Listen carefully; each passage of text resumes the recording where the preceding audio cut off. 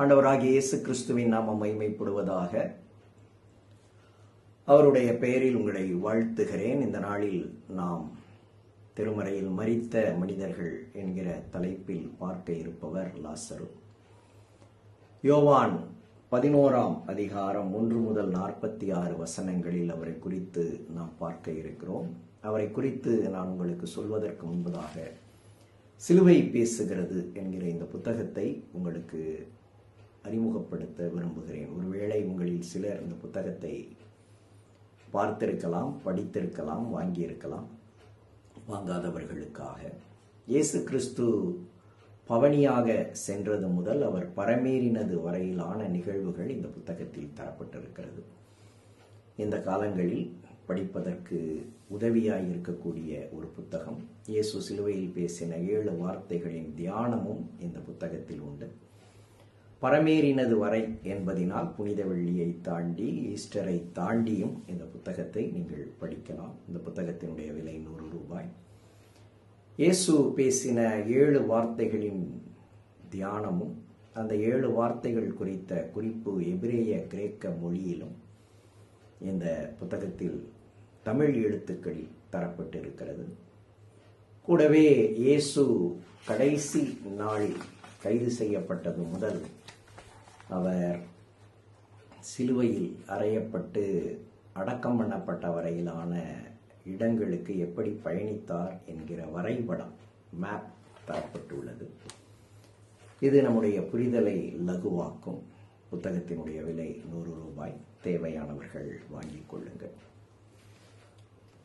லாசரு இயேசுவுக்கு மிகவும் பிரியமானவர். மார்த்தாளும் மரியாளும் நீர் நேசிக்கிறவன் வியாதியாயிருக்கிறான் என்றுதான் சொல்லி அனுப்பினார்கள். ஆனாலும் இயேசு கலிலேயா பகுதியில் மேலும் 2 நாட்கள் தங்கி லாசரு இறந்து அடக்கம் பண்ணப்பட்ட 4வது நாள் வந்து சேர்ந்தார். கல்லறையை திறக்கச் சொன்னார். நாரும் என சகோதரிகள் தடுத்தார்கள். ஆனாலும் அவர் திறக்கச் சொல்லி லாசருவை உயிரோடு எழுப்பினார். லாசரு எழுந்து வந்தார். இந்த நிகழ்வு நமக்கு நன்கு தெரிந்த ஒன்றுதான்.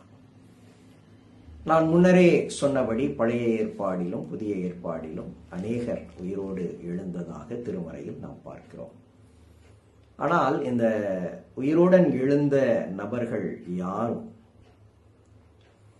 தாங்கள் மரிப்பதற்கு முன்னரோ மரித்து உயிரோடு எழுந்த பின்னரோ எதையும் பேசினதாக திருமறையில் இல்லை.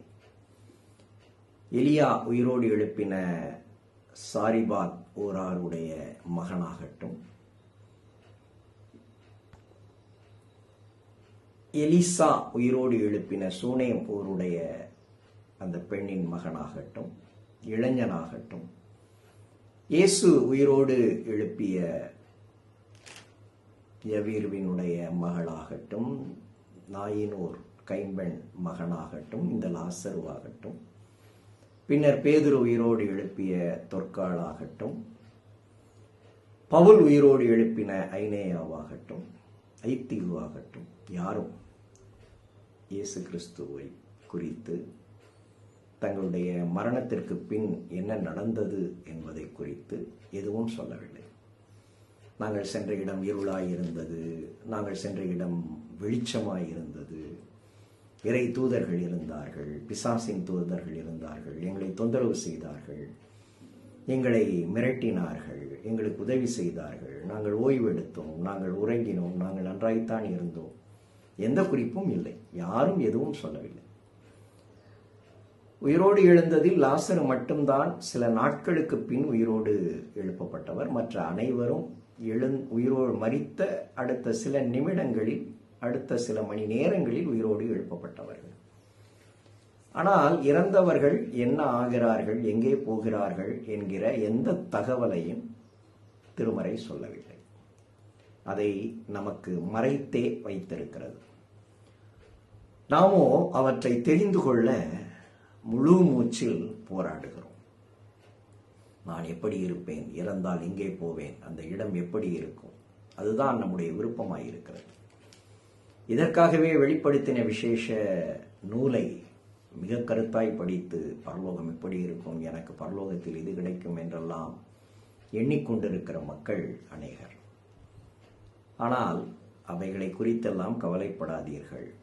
இந்த உலகத்தில் எனக்கு பிரியமானவர்களாக வாழுங்கள் என்பதே கர்த்தர் மனிதருக்கு தருகின்ற செய்தி. எனவே இறந்த பின் என்ன ஆவோம் என்பதல்ல, இருக்கும்போது எப்படி இருக்க வேண்டும் என்பதில் நாம் கவனம் செலுத்துவோம்.